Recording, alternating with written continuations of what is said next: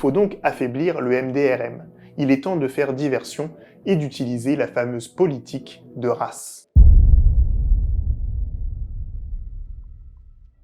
Le MDRM est dominé par l'élite Myrne, ce qui suscite des inquiétudes parmi les autres groupes, notamment les peuples de la côte. La France va donc encourager les leaders des communautés côtières, Philibert Cyrane et Albert Sylla, à fonder un parti concurrent, le PADESM, qui prône une indépendance progressive et le maintien de liens étroits avec la France afin d'éviter un retour à la domination Myrne comme avant la colonisation.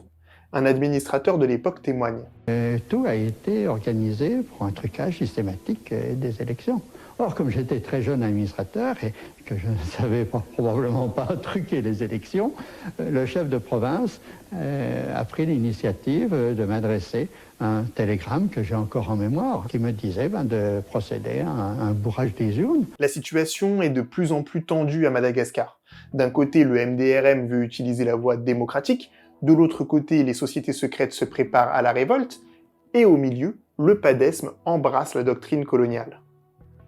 Et pour comprendre ce qui va suivre, il faut regarder ce qui se passe au même moment dans les autres colonies.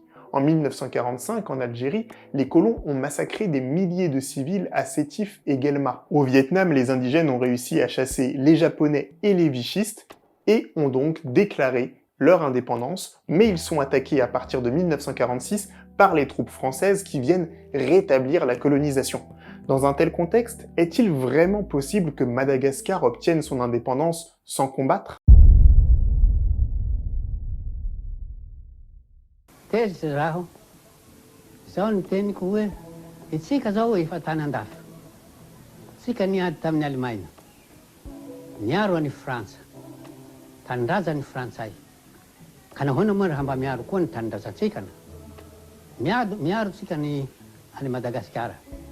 Sangana, Ravaunsikana, Io, Travaforcheio.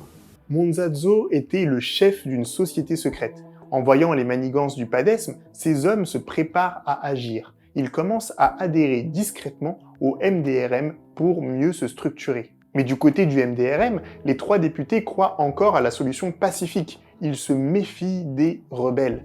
Les services secrets coloniaux vont profiter de ce désaccord pour élaborer un plan. Des agents doubles s'infiltrent partout avec pour objectif de précipiter le déclenchement de la révolte, ce qui permettra d'accuser le MDRM et de le dissoudre. Mais le plan, il est bancal. Les services secrets n'imaginent pas encore l'ampleur de ce qui va arriver. Et surtout, les colons français sur place ne sont pas tenus au courant. Donc c'était quelque chose de assez mal organisé, de deux, insufflé aussi indirectement par le côté colonial et poussé par les sociétés secrètes. Donc l'ingrédient était réuni, le mouvement a éclaté.